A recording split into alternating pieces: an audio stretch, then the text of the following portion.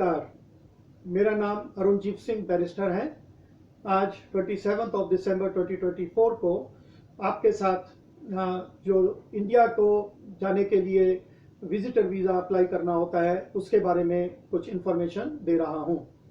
अगर आपको इसमें इन्फॉर्मेशन अच्छी लगे और यूज़फुल लगे तो आप इस वीडियो को और अपने दोस्तों से शेयर करें और मेरा चैनल भी सब्सक्राइब करें। अपने टॉपिक के ऊपर मैं आता हूँ।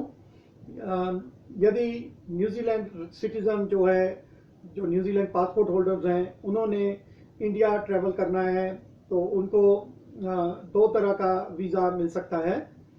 एक ई वीज़ा होता है और दूसरा पेपर वीज़ा होता है।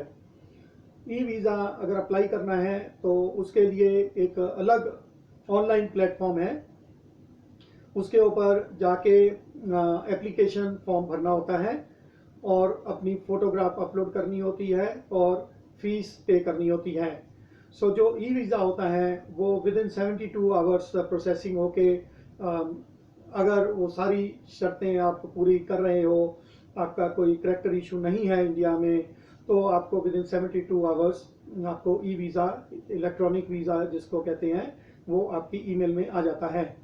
और उसके 3 जो पीरियड्स होते हैं, एक होता है कि 90 डेज पीरियड के लिए ई वीज़ा अप्लाई होता है, या 1 ईयर के लिए ई वीज़ा अप्लाई होता है, या 5 इयर्स के लिए ई वीज़ा अप्लाई होता है।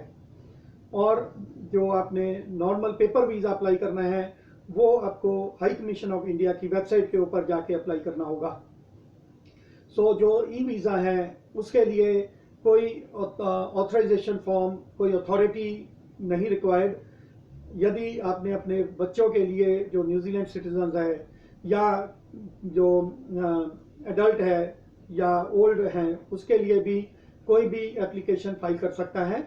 उसमें सिर्फ उसके जो फोटोग्राफ और पासपोर्ट की कॉपी अटैच करनी होती है ऑनलाइन। तो ई वीज़े की जो कार्रवाई है वो बहुत सिंपल है। उसमें कोई रिक्वायरमेंट नहीं है कि आपको कोई अथॉरिटी लेनी होती है जो एप्लीकेंट है उससे। कोई भी व्यक्ति उनकी एप्लीकेंट की मदद कर सकता है। यदि आपने जो पेपर वीज़ा अप्लाई करना है तो हाई कमीशन ऑफ इंडिया का अलग प्लेटफॉर्म है, विजिटर वीज़ा, और उसको टूरिस्ट वीज़ा भी बोलते हैं, वो अप्लाई करने के लिए। टूरिस्ट वीज़ा आपको 3 महीने से लेके जो भी पीरियड आप चाहते हो उस पीरियड तक वीज़ा आपको मिल सकता है। आपका करैक्टर ठीक होना चाहिए और आपको अपनी फ़ीस पे करनी होती है। जो पेपर वीज़ा है वो आपको प्रोसेसिंग पीरियड होता, उसका टाइम ज़्यादा होता है और उसके लिए ऑथराइजेशन भी देनी ज़रूरी होती है। यदि किसी जो नाबालिग बच्चे हैं उनके लिए कोई वीज़ा अप्लाई किया जाता है तो उनके दोनों पेरेंट्स की जो पासपोर्ट की कॉपी भी और वीज़ा की कॉपी भी और उनकी अथॉरिटी भी, कंसेंट लेटर भी अटैच करनी होती है, तब नॉर्मल पेपर वीज़ा मिलता है। और पेपर वीज़ा मिलने का जो पीरियड है वो ई वीज़ा के थोड़ा डिले होता है क्योंकि प्रोसेसिंग उसकी थोड़ी डिटेल्ड है। तो इस तरीके से आप अगर ई वीज़ा अप्लाई करना चाहते हो तो डिफरेंट प्लेटफॉर्म के ऊपर होता है, और अगर आप नॉर्मल पेपर वीज़ा अप्लाई करना चाहते हो और उसके लिए डिले होती है तो आप हाई कमीशन ऑफ इंडिया की वेबसाइट पे लिंक दिया हुआ है, वहाँ से आप अप्लाई कर सकते हो। इसमें एक बहुत इम्पोर्टेंट बात है कि ई वीज़ा लेने के लिए कोई अथॉरिटी लेटर किसी भी एप्लीकेंट से लेने की ज़रूरत नहीं है, चाहे वो बालिग हों या नाबालिग बच्चे हों। तो कोई भी व्यक्ति नाबालिग बच्चों के लिए भी ई वीज़ा अप्लाई कर सकता है, जो एक बहुत कंसर्निंग बात है, बहुत फिक्र की बात है कि यदि एक पेरेंट नहीं चाहता कि जो बच्चे उसके ट्रैवल कर पाए न्यूजीलैंड से बाहर, तो उसको पता भी नहीं लगेगा और दूसरा पेरेंट या कोई और व्यक्ति उन बच्चों का वीज़ा, ई वीज़ा अप्लाई करके उनको इंडिया, न्यूजीलैंड से वापस इंडिया भेज सकते हैं।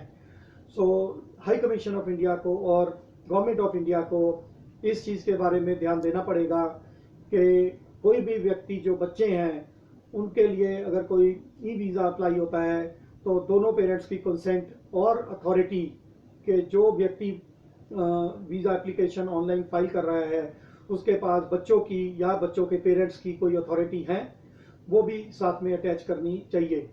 बट अभी तक जो गवर्नमेंट ऑफ इंडिया है और हाई कमीशन ऑफ इंडिया है वो इसकी रिक्वायरमेंट अभी तक उन्होंने नहीं रखी। इस वीडियो में जो इन्फॉर्मेशन दी है अगर आपको उससे लाभ मिला है तो आप भी इस वीडियो को ज़्यादा से ज़्यादा शेयर करें, और यदि आपको कोई और ज़रूरी जानकारी लेनी है ई वीज़ा या विजिटर वीज़ा के लिए इंडिया के, तो आप मुझे कॉन्टैक्ट कर सकते हो। मेरा नंबर है 0211154297 और मेरी ईमेल है arunchief@gmail.com। अगले वीडियो के साथ जल्दी ही हाजिर होऊंगा। नमस्कार।